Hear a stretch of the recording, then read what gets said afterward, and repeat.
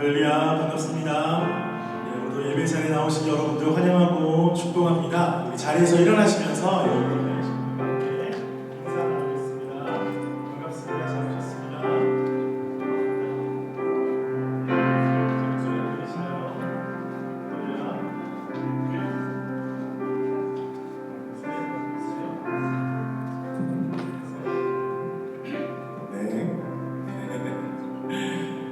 오늘도 우리 가운데 부어주실 은혜를 기대하는 마음으로 주님 앞에 나아갔으면 좋겠습니다. 여러분 어떠한 마음으로 예배 자리에 나오셨습니까?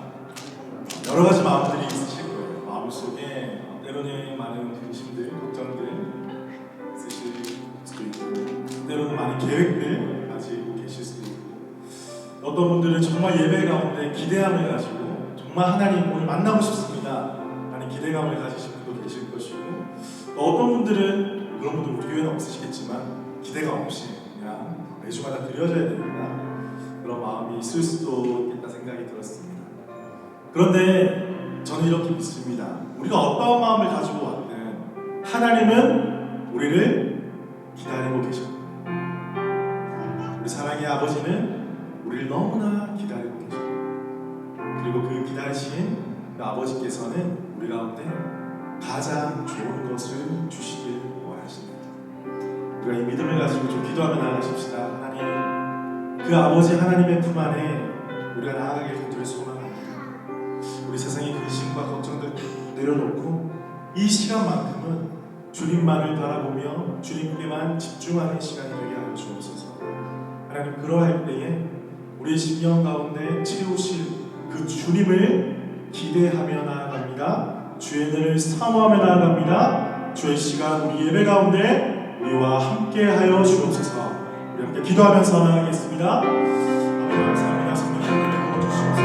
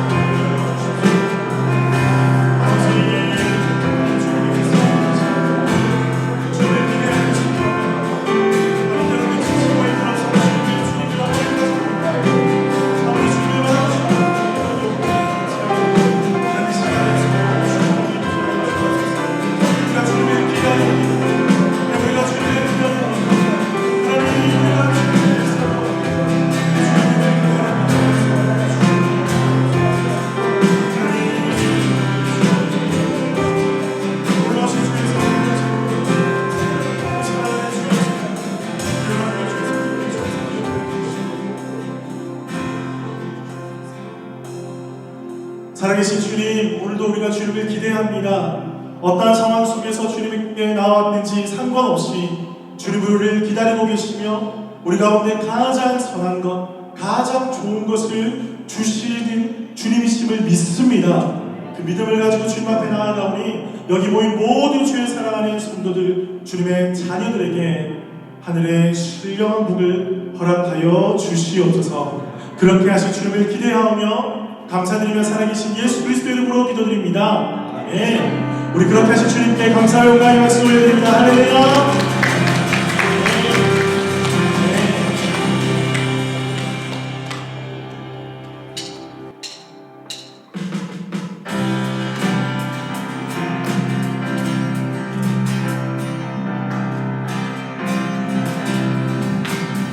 여러분들 박수 치면서 찬양할게요.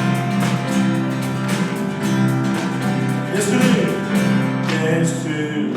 나의 구주 삼고 성령 앞에로서 어린 날이 이 세상에서 내 영혼이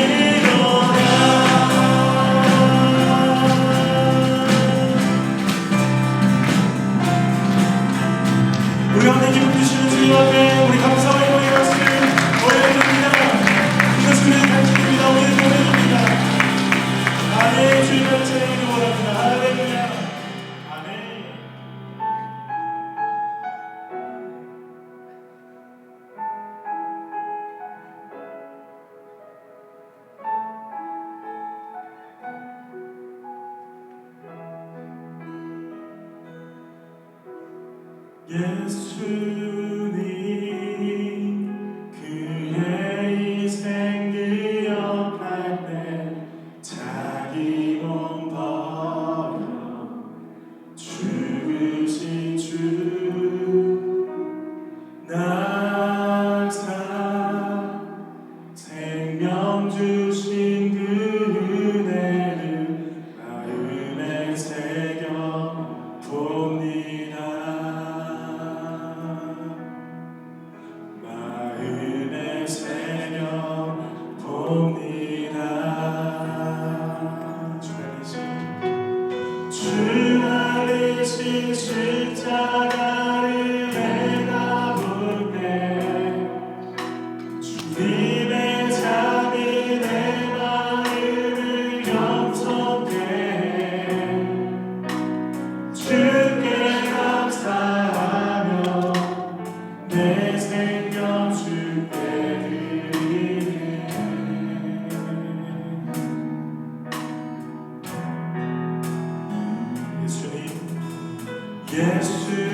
예수님 그의 희생 기억할 때 자기 몸 버려 죽으신 주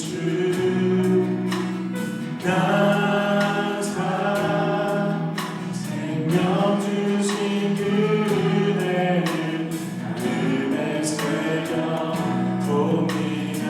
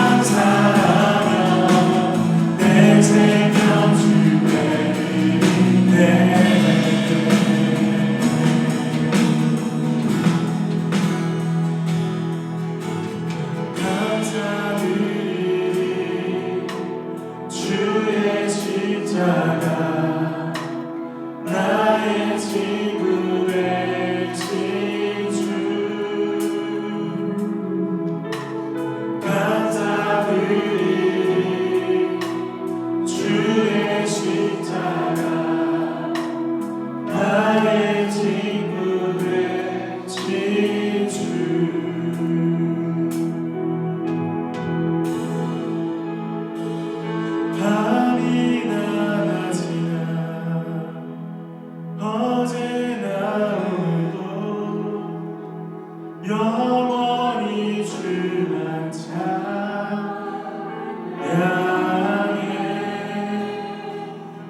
외롭고 슬플 때 낭만하여 넘어져도 언제나 주만 찬양하겠네.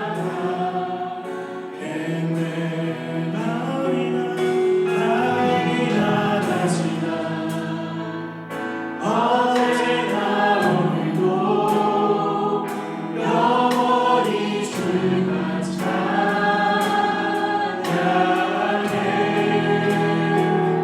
외롭고 슬플 때 낭만하여 넘어져도 언제나 주만 찬양하겠네.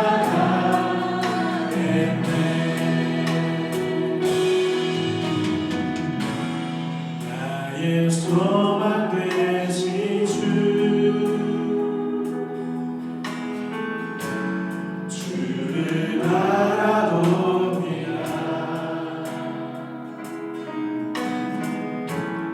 다시 오실 나의 왕 예수, 주를 기다립니다. 나의 소망 되신 주, 나의 소망 되신 주, 주를 바라봅니다. 다시 오실 나의 왕 예수, 주를 기다립니다.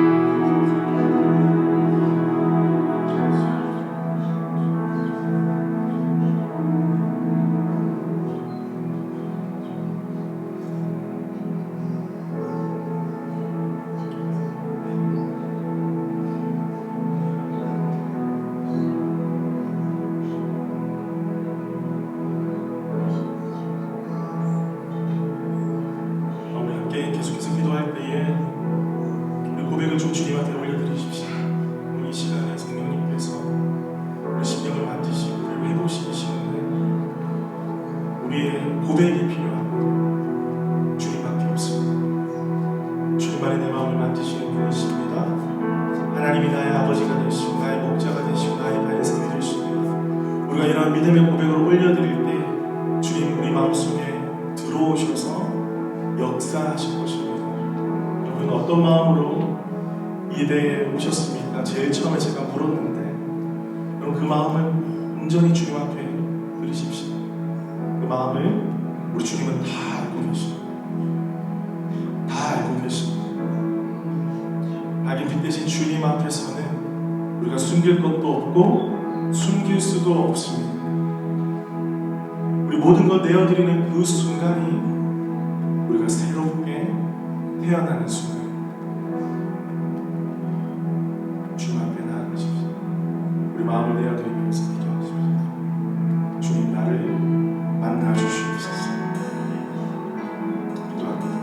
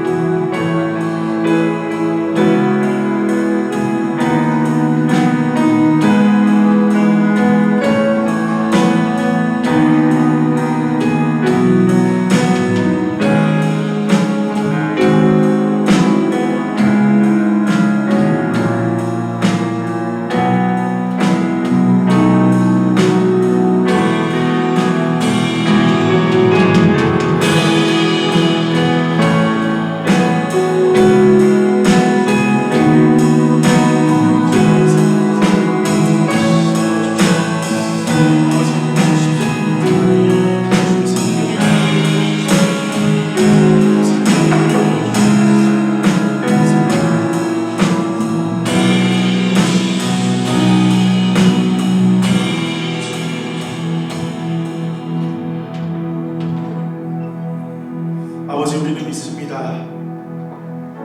당신께서 이 시간 우리와 함께 하심을 믿습니다. 주님 앞에 마지막 지푸라기라도 잡는 심정으로 나온 저희들을 주님 불쌍히 여기셔서 주의 은혜로 우리의 삶을 인도하여 주옵소서. 오늘 이 시간에 너무나 주님을 찾고자 정말 주님이 필요하여서 주님밖에 없음을 고백하며 주님 앞에 나온 자들이 너무나 많이 있습니다. 주님 그 영혼들 한 영혼도 외면하지 마시고 그 손을 잡아 일으켜 세워 주시옵소서. 오늘 우리가 주님을 경배하며 주의 말씀 가운데 귀 기울이며 나아갈 때에 우리 영이 새롭게 되는 놀라운 예배 시간 되게 하여 주옵소서. 그렇게 하신 주님을 기대하오며 감사드리며 살아계신 예수 그리스도 이름으로 기도드립니다. 네. 우리 주님께 감사의 고백을 올려드립니다. 할렐루야. 네, 자리에 앉으시면서 우리 옆에 있는 분들과 함께 인사 나누겠습니다. 다시 한 번 더 너무나 잘 오셨습니다. 잘 오셨습니다. 제 옆에 앉아주셔서 감사합니다.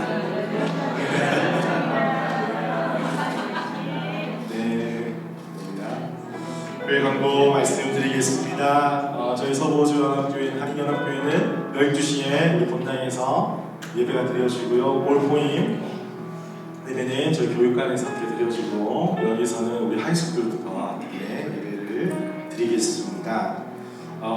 매주일 예배 전 11시 30분부터 50분까지는 예배를 사모하는 마음으로 중부기도 모임을 오늘도 하셨는데 계속해서 기도 모임을 갖겠습니다. 기도하기 원하시는 분들은 좀 일찍 오셔서 함께 기도해 주시면 좋겠습니다.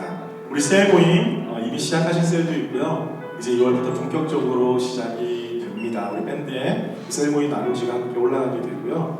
여러분들 함께 모여서 말씀을 가지고 함께 나누고 서로를 위해서 기도하는 사랑이 넘치는 셀이 되었으면 좋겠습니다. 혹시나 예배에 참여하지 못하신 분들이 계시다면 꼭 예배 영상을 보시고 설교 말씀 들으시고 함께 나누실 수 있도록 이렇게 인도해 주시길 바랍니다. 지금 만나러 갑니다. 우리 전가정 신방, 대신방. 예, 제가 온 지도 벌써 4개월, 5개월, 6개월이 되고 가고 있어요. 지금 성도님들이 너무 많으셔서 아직 신방을 다 끝내지 못했습니다. 그래서 저도 한 1월쯤이면 끝날 줄 알았는데 계속 오시니까 계속해서 늘어나는데 아직 못하신 분 계시다면 우리 셀 리더를 통해서 날짜를 잡아주셔서 이렇게 신방했으면 좋겠습니다. 드림팀 모집하고 있습니다. 저희 교회에서 많은 선길자들을 지금 모집을 하고 있습니다. 새롭게 예배가 세워지고, 교육부서, 특별히 지금 교육부서가 많이 부흥을 해서 우리 특별히 올포인, 조이, 우리 청년대학까지 우리 선생님들, 교사들과 함께 섬기신 분들이 너무나 많이 필요합니다. 그래서 지원해 주시고 함께 마음을 써주셨으면 좋겠습니다. 예, 우리 교회 인스타그램, 유튜브 계속해서 업로드하고 있습니다. 이렇게 오셔서 은혜 나눠주시고 많이 홍보해 주시고 전도용으로 사용해 주시면 감사하겠습니다.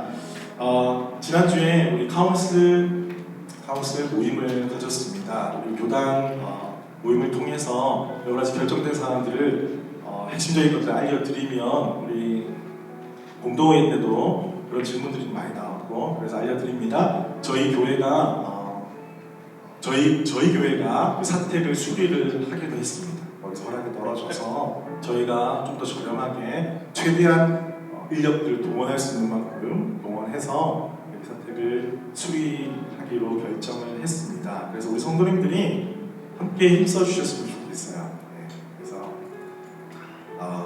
기술자들도 계시다면 소개도 좀 시켜주시고 여러 가지 물심양면으로 협력해 주시면 감사하겠습니다. 공식적으로 이 사택은 우리 교회의 소유인 것으로 확인이 되었습니다. 하지만 이제 교단의 안에 속해 있는 교회이기 때문에 교단의 이런 관리를 함께 보호를 받는 입장이에요. 그래서 함께 보호드리고 보호받는 입장이기 때문에 전적으로 저희 교회가 감당하는 것이 맞습니다. 그래서 앞으로 여러 가지 상황들을 결정해야 될 것인데 여러분들 많이 기도해 주시고 많이 협력해 주시면 감사하겠습니다.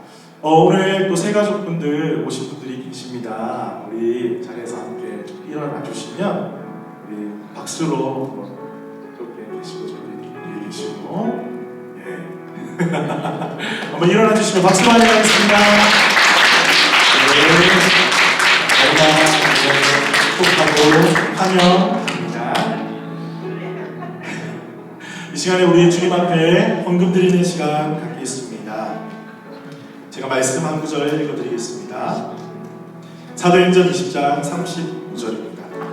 범사에 여러분에게 모범을 보여준 바와 같이 수고하여 약한 사람들을 돕고 또 주 예수께서 친히 말씀하신 바 주는 것이 받는 것보다 복이 있다 하심을 기억하여야 할지니라.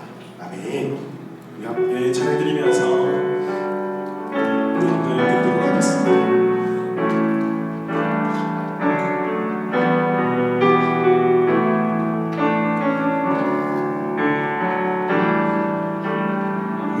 무엇과도 주님을 바꾸지 않으니 다른 어떤 은혜 구하지 않으니 오직 주님만이 내 삶의 도우이시니 주의 그 보기 원합니다. 주님 사랑해요. 주님 사랑해요.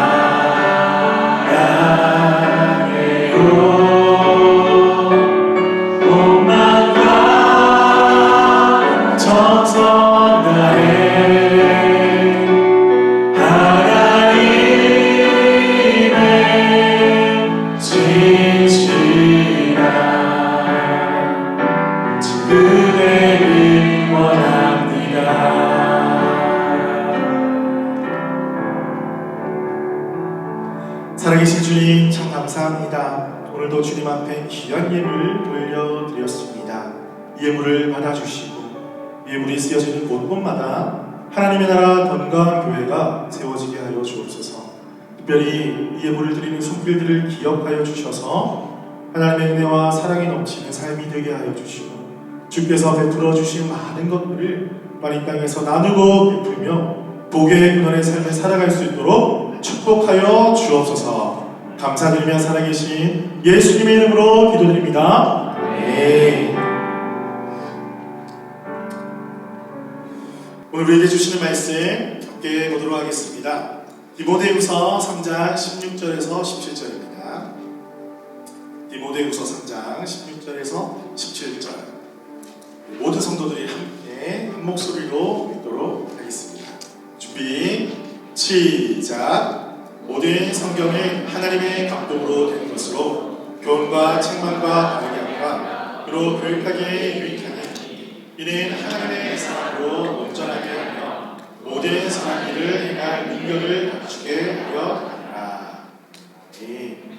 우리 다시 한 번 더 옆에 있는 분들과 이렇게 축복의 메시지로 인사하겠습니다. 오늘 당신이 최고입니다.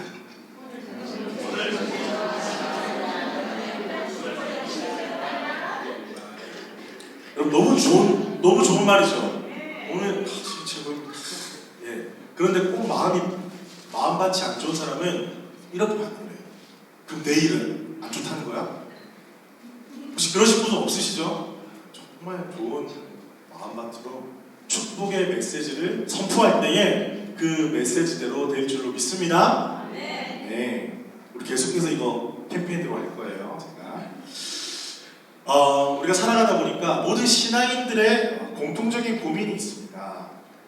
어떤 것이냐면 내가 예수를 믿는다 했을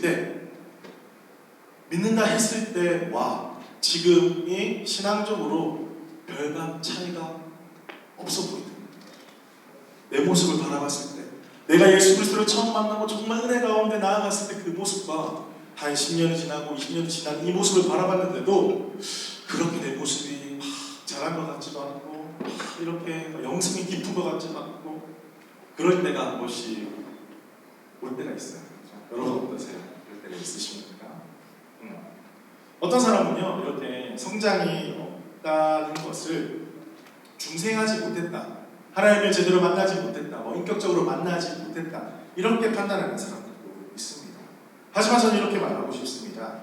오히려 자기 자신이 정말 하나님 앞에서 영적으로 지금 성장하지 못했고 충분하게 하나님 보시기에 기뻐하는 모습으로 자라가지 못했다라는 것을 인식하고 그것을 슬퍼하면서 안타까워하면서 고백하고 기도를 부탁하고 주님 앞에 그러함에도 엎드릴 수 있다라면 오히려 그 사람은 신앙적으로 성숙한 사람입니다.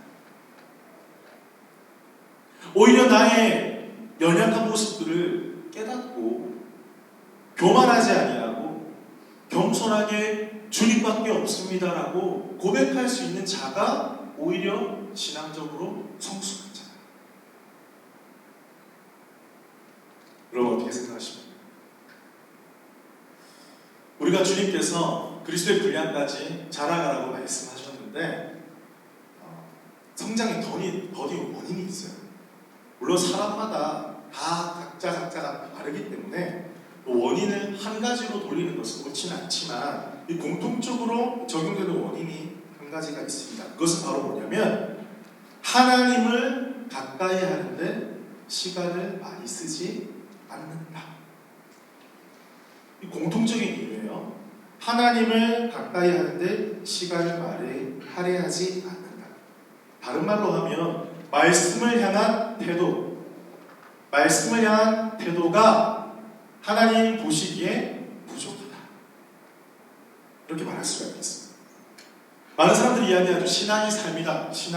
믿음이 삶이다. 이렇게 말을 하면서 많은 사람들이 함정에 빠져요. 내가 하는 것이 나의 신앙의 성숙도다.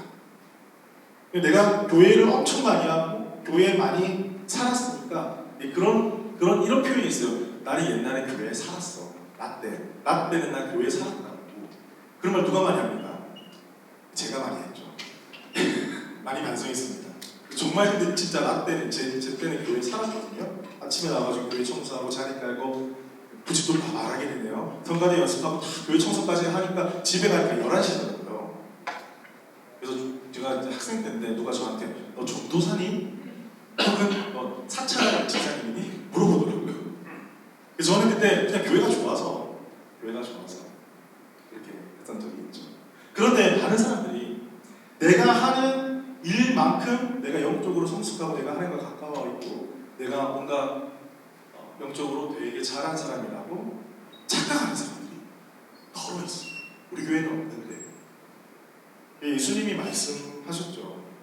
마태복음 7장 22절에서 23절 보면 그날에 많은 사람이 나더러 이르되 주여 주여 우리가 주의 이름으로 선지자 노릇하며 주의 이름으로 귀신을 쫓아내며 주의 이름으로 많은 권능을 행하지 아니하였다. 쉽게 말해서 난 교회에 살았다. 응? 그때에 내가 그들에게 밝히 말하되 내가 너희를 도무지 알지 못하니 불법을 행하는 자들아 내게서 떠나가라. Please 떠나가라. 왜 이런 말씀을 하셨을까요? 무슨 말씀이냐면 주님과 가까이 하는 시간에는 내 시간을 투자하지 않으면서도 그냥 겉으로 보이기에는 되게 종교적이고 성스럽고 주님을 위한다고 하는 그런 행위들을 충분히 할 수 있다는 것입니다.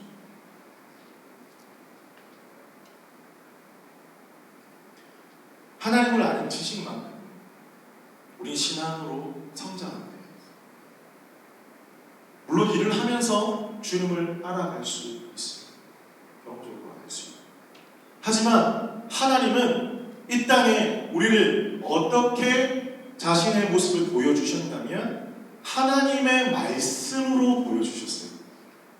오직 하나님의 말씀만이 하나님을 알 수 있는 유일한 통로라. 그 외의 것들을 가지고 내가 하나님을 더 잘 알아. 난 예수를 더 알아. 난 교회를 더 알아. 말한다면 그 말은 안 믿으셔도 좋습니다. 그런데 지식, 책 이렇게 이야기하면 머리가 지끈지끈하시는 분 있죠. 조금 이렇게 문과 이과보다 예체능과 이렇게 그런 게 강하신 분들이 더러 계시는데 꼭 책만 의미하는 건 아닙니다. 하지만 책에는 우리가 엄청나게 경험하지 못하는 많은 사람들의 경험과 생각과 철학이 담겨 있잖아요. 그래서 우리가 책을 보라고 하고 그렇게 책을 통해서 많은 것들을 얻게 되잖아요. 그리고 경험은 어떻습니까? 경험으로만 지식이 얻어지는 것은 아니지만 몸으로 배운 것은 절대 잊혀지지 않는다는 거죠. 그러면 경험이 너무 중요하다는 것이죠. 그렇죠? 그러니까 어떻습니까? 지식과 경험이 하나가 될 때 우리는 건강하게 자라갈 수 있다. 하나님을 아는 것도 마찬가지입니다. 하나님의 말씀을 알고 그것을 가지고 순종하는 믿음의 모험, 경험이 쌓일 때 이것이 만나게 될 때 우리는 하나님을 알아갈 수 있다는 것입니다. 권성수 목사님이라는 분이 계신데 이분이 생명사역이라는 책을 내셨는데요. 그 책에서 이렇게 통탄하면서 글을 적어 놓으셨어요. 어떤 글이냐면 이념은 어떤 사회적인 이념들이 있죠. 이념은 2개월 만에 신천지는 9개월 만에 사람을 완전히 변화시키는데 지금 목회자는 무엇을 합니까? 자괴감이 들었다는 거죠. 아니 세상을 바라보니까 어떤 이념에 사로잡혀서 사상교육을 받으면 2개월 만에 사람이 완전히 변하고 신천지 들어가니까 주수꾼이 돼가지고 막 성경 창세기부터 요한계시까지 다 훑을 수 있는데 물론 엉터리지만 그렇게 9개월만 공부를 하면 완전히 생각 가치관이 완전히 변화되는데 교회 안에서 10년, 20년, 30년 동안 예배드리고 사역 열심히 했는데도 사람이 안 바뀐다? 그때 이분이 자괴감이 들어요. 요즘 말로는 평타가 오셨다는 거예요. 저도 동감했습니다. 저도 너무 공감이 되었습니다. 목회를 하면서 목회에 이제 연륜이 되시는 너무나 선배님이시니까 얼마나 많은 그런 것들을 경험하셨겠습니까? 저도 마찬가지입니다. 저도 연수를 따져보니까 짧지는 않더라고요. 거의 20년 가까이 사역을 시작하긴 했는데 정말 어떤 분은 주님을 만나고 주의 말씀 가운데 나아가서 정말 삶이 너무나 변화되신 분들도 계시는데 많으신데 어떤 분은 안 변하시는 거예요. 안 변하는 거예요. 퀴즈 하나 내겠습니다. 퀴즈. 사람은 변한다, 안 변한다. 마음속으로 대답하시고 사람은 변한다. 변할 수 있다. 사람은 변하는 존재야. 마음속으로 배우자 떠올리지 마세요. 지금 이 시간에 본인 생각하세요. 본인. 배우자 그분 생각하지 말고 본인. 자, 사람은 변할 수 있다. 마음속으로. 예. 어떤 답을 올리셨을지 안 봐도 뻔합니다. 그럼 어때요? 예수 그리스도의 복음은 사람을 변화시키는 능력이 있음을 믿습니다. 믿습니다. 이쪽이 아니네요. 믿습니다. 이쪽이 조금 영적으로 이쪽으로. 우리의 생각과 우리의 말은 사람 변화시킬 수 없어요. 우리 권사님의 아멘은 정말 오랜 세월에 정말 진리에 가까운 대답입니다. 우리의 생각과 우리의 말과 어떤 행위로는 사람을 변화시킬 수 없습니다. 그래서 많은 사람들이 포기를 하고 사람을 변화되지 않는다라고 인식하면서 내버려 두는 거예요. 어쩔 수 없으니까 안 되니까. 하지만 예수 그리스도의 복음이 들어가게 되면 사람을 변화될 줄로 믿습니다. 여러분, 우리가 이 믿음이 없으면 우리가 교회에 있을 이유가 없어요. 사실은 우리가 변화되어 가서 천국 가는 거 아닙니까? 주 예수와 동행하면서 그 어디나 하는 나라를 경험하는 거 아니겠습니까? 이 믿음이 없다면 우리가 믿는 모든 것은 거짓말이에요. 온 세계를 창조하신, 온 열방을 창조하신, 우리 사람을 창조하신 우리 하나님이 우리 마음 가운데 들어오게 되면 사람이 변화되는 거예요. 근데 그 변화의 중심에 바로 우리의 마음이 변화돼야지 생각이 변하고, 생각이 변화해야지 가치가 변하고, 가치가 변화해야지 우리 행동이 변하고, 행동이 변하는 습관이 돼. 그것이 나의 삶이 돼. 많이 들어보셨어요? 마음이 중요하다는 거. 마음. 잠언 4장 23절에 이런 말씀이 있습니다. 모든 지킬 만한 것 중에 더욱 내 마음을 지키라. 생명의 근원이 이에서 남이니라. 마음. 우리의 마음이 예수 그리스도의 복음으로 가득 쌓여 있을 때 그냥 하나님의 말씀이 그냥 둘러싸는 거예요. 내가 어떻게 할 수 없을 정도로 그냥 말씀으로 가득 찬 거예요. 제가 그런 말씀 드린 적도 있어요. 말씀이 안 읽혀지고 말씀이 너무 힘들어 이렇게 하신 분에게 제가 어떻게 했냐면, 집사님 시간 나실 때 교회에 오십시오. 왜요? 교회에서 성경 구절 코팅해 가십시오. 왜요? 여러분이 집사님이 보이시는데 다 붙여놓으세요. 제가 그런 적이 있어요. 말씀이 안 읽힌다니까. 넌 너무 바쁘고 힘들고 어렵고 분주하고 하니까 덕지덕지 제가 보이는 곳에 다 말씀 붙이라고 했어요. 그럼 제가 보기 싫어도 볼 수 있잖아요. 그만큼의 열심으로 우리가 말씀을 사모하고 말씀 가운데 나아가며 내 마음을 드릴 때에 생명의 근원이 있는 이 마음이 하나님의 말씀으로 가득 차 있어서 우리 삶이 변하고 우리가 하나님께 연결되게 될 줄 믿습니다. 여러분, 저는 그래서 2월 한 달을 이제 시리즈로 설교를 여러분께 드리고 싶은데, 주제는 이것입니다. 신앙의 기초. 신앙의 기초라는 주제로 4주 동안 시리즈 설교 말씀을 드리고 싶습니다. 그래서 오늘은 첫 번째 시간, 태도, 서론적으로 태도가 중요하다. 따라해볼까요? 태도가 중요하다. 옆에 있는 분에게 태도가 중요합니다. 당신의 말씀드리는 태도가 너무 좋습니다. 이제는 좋을 수 없겠죠? 조심은 없으시지만, 첫 번째는 태도고요. 두 번째는 따라합니다. 기도. 세 번째 묵상. 네 번째 실현. 네 개 다 합니다. 태도, 기도, 묵상, 실현. 다 외우셨죠? 못 쳐드립니다. 예, 해보겠습니다. 시작! 태도, 기도, 묵상, 실현. 이 신앙의 기초를 우리가 하나하나 세워가고 싶은데, 이 네 가지 파트를 보면서 하나님께서 우리 가운데, 우리 교회 가운데, 즉 여러분의 개인의 삶 가운데 무엇을 하기를 원하시는지 그 음성을 듣는 시간이 되었으면 좋겠습니다. 미국의 저수가 세계지매인 동교유발 강사 지글러라는 사람이 있었어요. 그분이 이런 말을 했습니다. 한번 들어보십시오. 여러분의 능력이 아니라 여러분의 태도가 여러분의 고도를 결정합니다. 다시 한번 말씀드릴게요. 여러분의 능력이 아니라 여러분의 태도가 여러분의 고도를 여러분 이 시간 말씀을 들으시면서 정말 말씀 앞에 바른 태도를 가지시는 복된 성도들 되시기를 주님의 이름으로 축복합니다. 자, 이런 사람이 있습니다. 혹시 여러분도 이런 사람인지 모르겠습니다. 여러분 집회를 많이 가시나요? 병이 아플 때, 아이가 아플 때, 내가 아플 때 집회를 갑니다. 그런데 두 가지 유형이 있다고 합니다. 첫 번째 유형, GP가 의사인데 내가 의사입니다. GP가 진단하기도 전에 GP한테 약 받으러 가는 사람이죠. 내가 여기 아프니까 이 약 주세요 하는 사람. 그럼 GP가 눈이 동그래집니다. 진찰도 안 했는데 약을 달라고 하니까 너무나 어이가 없죠. 다행히 진찰을 했는데 그 약이 처방전으로 나오면 다행이지만 만약에 GP가 의사 말만 듣고 약을 줬다가는 큰일 날 수밖에 없어요.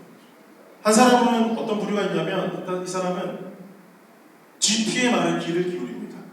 내 경험, 내 생각, 내 상식으로는 이러한 증상이 왔을 때는 이 약이 최선이다라고 알고 느꼈지만 그럼에도 불구하고 GP한테 가서 처방전을 정확하게 받는 것이죠.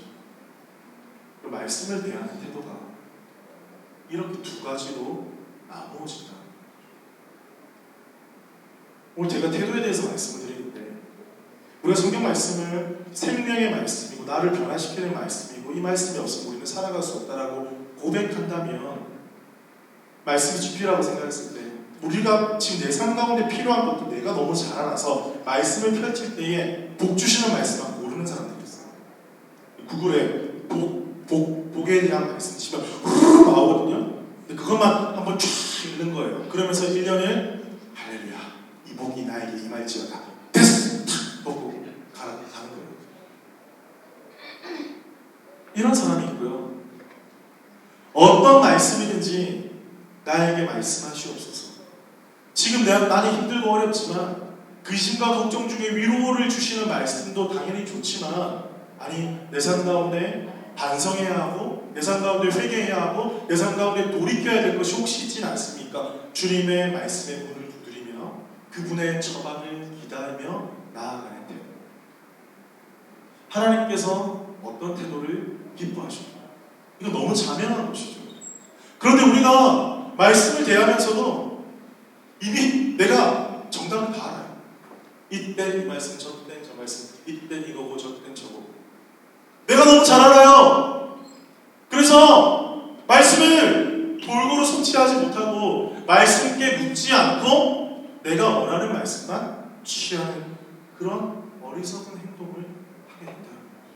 어떻습니까? 정확한 진단 없이 약을 먹었을 때 그 약이라고 다 좋은 건 아니잖아요. 약이라고 지금 나한테 필요한 건 다 아니잖아요. 무리가 오고 사람이 죽을 수도 있습니다. 그런 일들이 우리의 신앙생활을 하면서도 너무나 빈번하게 일어나고 있는 것을 보게 됩니다. 여러분의 신앙생활은 어떻습니까? 여러분 말씀을 읽을 때 새해 때 많은 결심을 하시고 이제 말씀 일독해야지, 말씀 상독해야지 많은 결정을 하셨을 텐데 우리가 말씀을 대하는 태도가 어떠한지 우리가 한번 돌아봐야 되지 않겠습니까? 에스라가 결단했습니다. 저번주에 말씀드렸죠. 7장 10절에 보면 에스라 7장 10절에 보면 에스라가 여호와의 율법을 연구하여 준행하며 율례와 규례를 이스라엘에게 가르치기로 결심하였더라. 왜 이런 결심을 했습니까? 이스라엘 사람들의 마음, 자기에게서 나오는 것이 아니라 하나님으로부터 온 것들을 받아서 삶 가운데 살아갈 수 있다는 말씀을 가르치고 이렇게 결심하게 된 것이죠. 많은 사람들을 바라보면서 제가 많은 사역들을 경험하면서 너무나 안타까운 사람들이 많이 있습니다. 많이 있어요. 말씀 가운데 바로 서지 않으면서 특별히 중요한 자리에 서 있다면 그것은 정말 위험하죠. 내가 주님을 사랑하고 내가 주님을 예배하고 말씀과 기도 가운데 바로 서 있지 않으면서 중요한 일을 맡아서 한다면 그만큼 위태로운 자리, 그만큼 위태로운 조직 없을 거예요. 특별히 이민교회를 경험하면서 여러분 우리가 지금 이민자들의 교회 아닙니다. 우리 리더십들이 너무나 은혜 가운데 잘 세워져서 너무나 감사하고 마음들을 나눌 때에 참 은혜가 있고 회개가 있고 눈물이 있고 그래서 너무 감사해요. 그런데 때로는 많은 분들이 준비되지 않은 채로 덜컥 그 자리에 나아가. 준비되지 않은 채로. 무엇이 준비되어야 됩니까? 하나님의 말씀. 하나님의 말씀. 저는 그런 모습을 너무나 많이 봤습니다. 하나님의 말씀으로 준비되지 않고 기술만 준비되고 기술만. 그때 어떤 일이 일어나냐면 반드시 문제가 생깁니다. 물론 말씀만 준비해도 반드시 문제가 생길 수도 있어요. 하지만 그 결과가 진행되는 과정 가운데 하나님께서 보여주시는 단계가 너무나 달라요. 여러분도 많이 경험하셨어요. 갈등이 있으면 너랑 나랑 끝이다가 아니라 말씀한테 바로 서 있는 사람은 양보하고 엎드립니다. 눈물로 기도합니다. 비난하거나 욕하지 않습니다. 오히려 붙들려고 합니다. 왜? 말씀이 그렇게 가르쳤던 것을 내가 알기 때문이죠. 그런데 이것이 없는 사람들은 어떻게 합니까? 그런 갈등이 생기면, 어려움이 생기면 자기 모습이 그대로 드러나요. 그런데 그것이 절망적인 건 아니에요. 오히려 그것이 감사한 거예요. 왜냐하면 한번 드러나야지만이 그것이 말씀으로 다루어지고 하나님의 은혜를 입을 수 있는 기회가 되기 때문에. 그럼 교회가 놀라워요. 여러분 아시겠지? 지금 여러분 둘러보십시오. 좌우를 살펴보십시오. 동서남북을 살펴보라. 아브라함에게 말씀하셨다. 내 자손이 모래와 같이 별들과 같이 많게 될 것이다. 지금 보십시오. 모래까지는 아니지만 지금 되게 많이 오셨어요. 어떤 사람은 교회 별로 많지 않네 이렇게 생각할 수도 있어요. 맞죠? 어떤 사람은 적당하네 라고 생각할 수 있지만 우리 교회 히스토리를 안 아는 사람은 이것은 기적이다. 아는 사람은 어떤 의미인지 알게 된다. 어떻게 반응해야 될지, 어떻게 태도를 가져야 될지 안다라는 거예요. 그런 일이 있을 때 말씀이 나를 사로잡은 사람은, 말씀에 대한 태도가 분명한 사람은, 말씀으로 채워진 사람은 내가 어떠한 태도와 자세를 가지고 나에게 당면한 일들을 헤쳐나가야 될 것인지 성령님께서 가르쳐 주십니다. 때로는 그걸 모르고 자기의 생각대로 하시는 분이 계세요. 그리고 그것을 비난하지 않아요. 왜냐하면 그때는 찬스입니다. 어떤 찬스인지 아세요? 내가 예수 믿는지 안 믿는지 내가 테스트 받을 찬스예요. 제 말씀 이해하셨나요? 예, 감당할 수 없는 사람이 내 앞에 있다. 그러면 내가 이제 예수님을 더 닮아간다. 파이팅, 신난다. 와, 말씀의 고난이란 게 이것이구나. 와, 나 진짜 이런 기회 주신 거야? 와, 나 준비된 거야? 벌써? 이런 거 주신 거야? 죄송합니다. 좀 경박하게 제가 표현을 하긴 했는데 여러분, 이거 찬스예요, 찬스. 이런 찬스를 아무나 받지 않아요. 하나님 아무나에게, 예수님께서 아무나에게 맡기시지 않으셨어요. 물론 단계별로 우리가 넘어지고 자빠지고 다시 세워질 일도 분명히 있지만 우리 가운데 내 안에 말씀이 살아계시다면 그냥 지식으로만 아는 게 아니라 처음에 말씀드렸잖아요. 경험적으로 내가 순종함으로 깨달아 알아야지만이 그것이 하나가 돼가지고 하나님께 연결이 된다고 제가 말씀드렸잖아요. 그러면 그 기회를 주신 거예요. 할렐루야. 그래서 많은 선조들이 결론적으로 이렇게 이야기를 하더라고요. 고난이 기쁨이다. 고난이 감사다. 어떤 분은 끝까지 이렇게 하시더라고요. 그래도 고난은 싫습니다. 그런데 우리 인생에서 희노애락을 피해갈 수는 없어요. 그렇죠? 이 교회 안에서도 희노애락은 피해갈 수 없습니다. 그때 말씀을 가진 내가 어떠한 태도로 나아갈까? 하나님은 그것을 주목하신다. 그럼 성경 오늘 말씀에 보면 어떤 말씀이 있습니까? 오늘 말씀은 40명의 저자 1600년의 시간을 통해서 동일한 주제, 하나님 나라라는 주제로 이 성경이 하나가 되고 있습니다. 그런데 이 모든 성경은 하나님의 감동으로 지어졌습니다.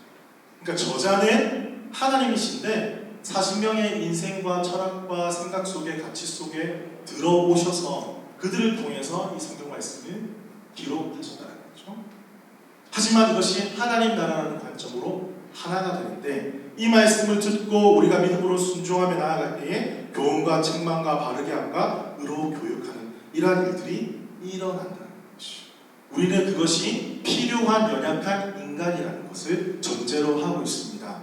그렇다면 그 가운데는 말씀의 교육이 필요하고 교훈이 필요하고 우리가 어떻게 살아가야 할 것인지 책망이 있습니다.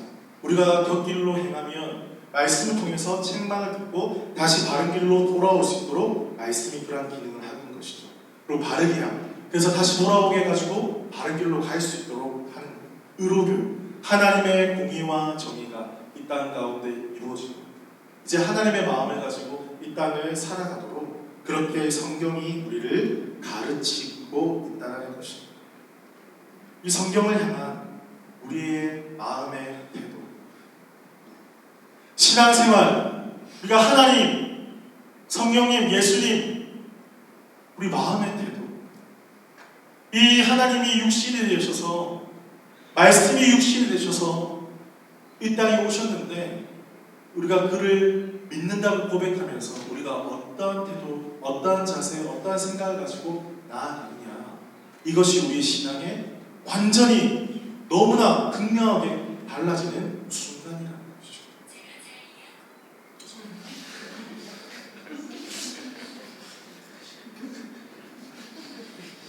죽음의 수용소라는 책이 있어요. 어떤 책이냐면 저자가 빅터 프랭클이라는 사람인데 그 2차 대전 때 그 죽음의 수용소에 진짜로 수감이 되었던 사람이죠. 그러면서 이 사람 의사인데 사람들을 많이 관찰해요. 어떤 사람이 어차피 죽지만 이분은 감사하게도 살았습니다. 어차피 죽는 지금 형국인데 어떤 사람은 빨리 죽고 어떤 사람은 끝까지 살아남는 사람이 있다는 거죠. 그러니까 직접 가스로 죽기 전에. 그러니까 어떤 사람이 잘 끝까지 버티느냐 보니까 모진 고문과 노동 속에서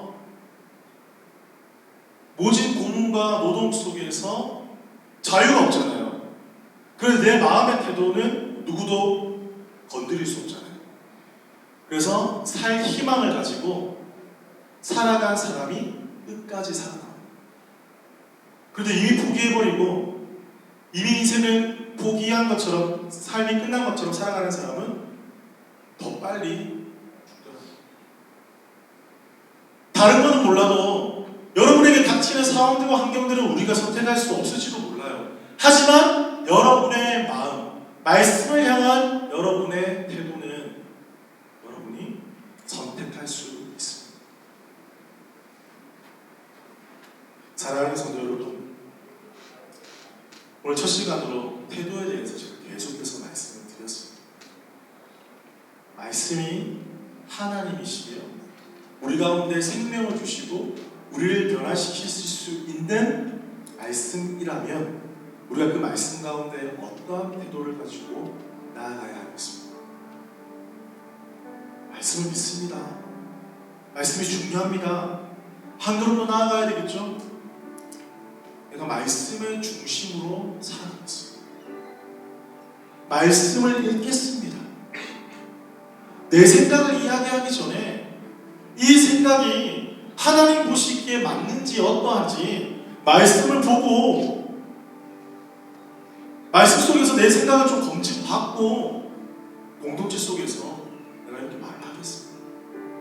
나의 감정과 나의 경험과 나의 생각을 늘어놓는 사람이 아니라 하나님의 말씀으로 다룸받는 제가 되게 하여 주옵소서. 그럴 때 하나님 우리가 기뻐하시고 우리의 삶을 놀랍게 인도하실 거라고 저는 믿습니다. 말씀을 믿겠습니다. 가지 소망이 있습니다. 저번에도 말씀드렸던 것 같은데, 이제 우리 교회가 소문이 잘 나고 있겠죠. 사람들의 평판이 그렇게 중요한 건 아니지만 저와 여러분도 동일한 마음이실 거예요.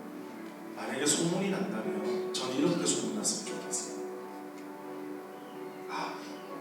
서부호주 한인연합교회 성도들은 말씀을 향한 태도가 다른 게 아니라 일도 좋고 이민교회니까 여러 가지 해야 될 것도 많고 상처를 치유하고 회복되는 거 당연히 많고 한데, 그것보다 예배가 뜨겁고 너무 좋죠. 근데 그것보다 더 저는 우리 서부호주 한인연합교회 성도들의 말씀을 향한 태도와 눈빛이 다르다. 그 교회 한번 예배 드려봤는데 말씀을 향한 열정이 느껴져요.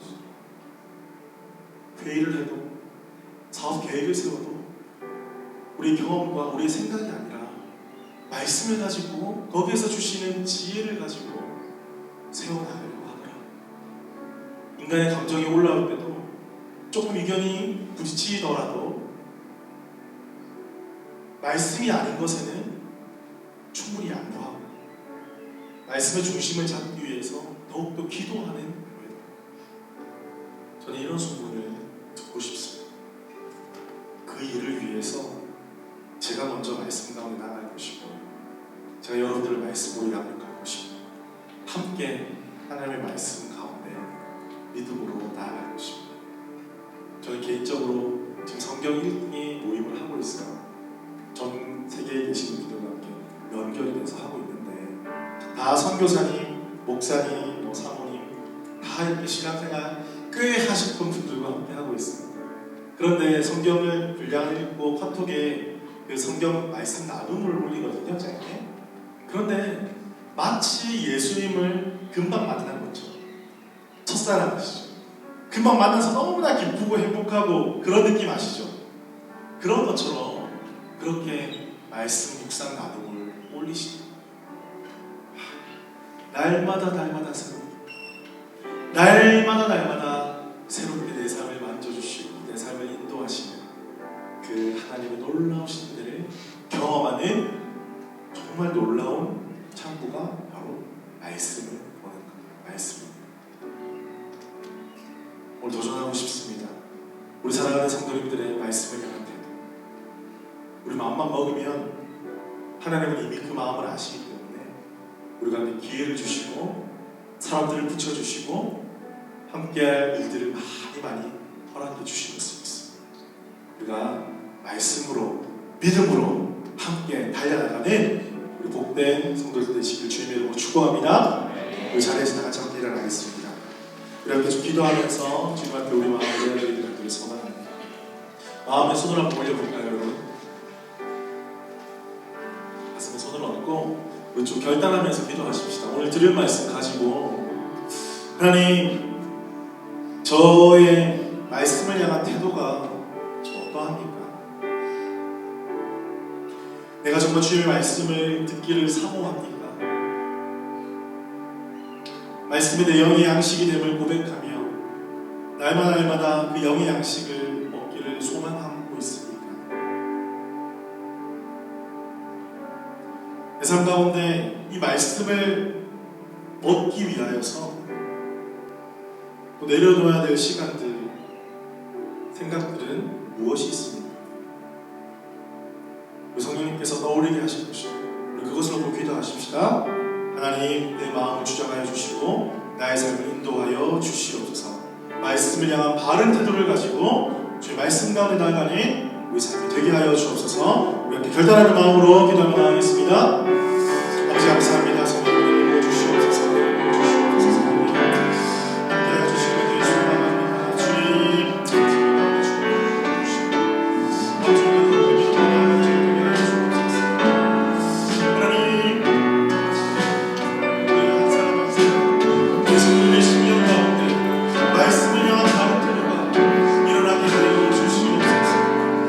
나의 생각과 나의 감정과 나의 느낌, 나의 경험으로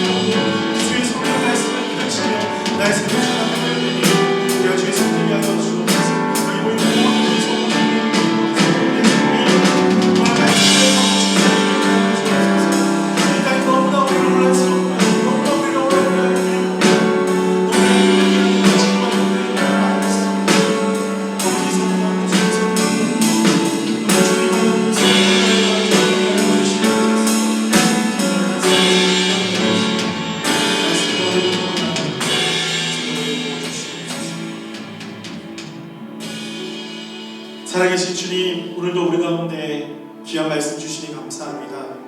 모든 성경이 하나님의 감동으로 된 것이고, 하나님 우리를 교훈하시고 우리를 바른 길로 인도하시고 주의 선한 길로 인도하여 주시는 유일한 길임을 이 시간 고백합니다. 주님, 내 가운데, 나의 삶 가운데 말씀을 향한 태도가 어떠한지 보여주시고 수정케 하여 주시고 다시 한번 결단하게 하여 주시옵소서. 말씀은 우리의 생명입니다. 우리 교회의 존재의 이유입니다. 우리가 살아갈 길입니다.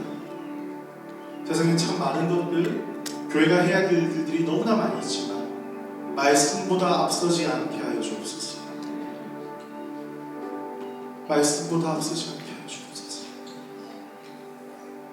말씀을 보기 위하여, 말씀에 사로잡히기 위하여, 혹여나 그 외의 것들로 분주하다면 과감히 그것을 내려놓을 수 있는 믿음 주십시오.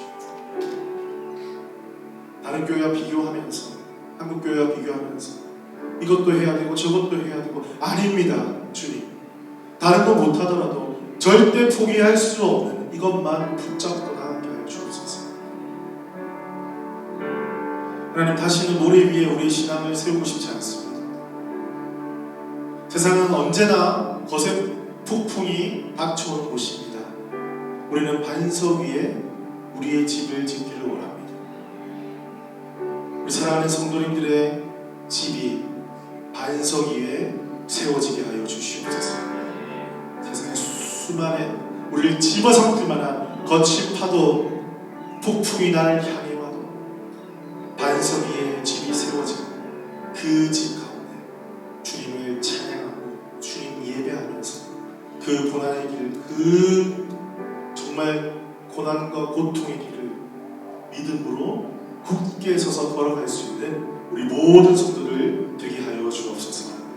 우리 2023년의 모든 삶 가운데 말씀이 우리의 기준이 되고 우리의 초점이 되고 우리 삶의, 우리의 사역의 근본이 되게 하여 주옵소서. 지금은 주 예수 그리스도의 은혜와 하나님의 크신 사랑과 성령님의 교통하심이 오늘도 말씀을 향한 바른 태도를 가지길 간절히 소망하네. 우리 모든 서부호주 한인연합교회 성도들 가운데 지금부터 영원토록 함께 하시기를 축원하옵나이다. 아멘. 그렇게 하신 주님께 우리 감사 영광을 바치고 있습니다. 아멘.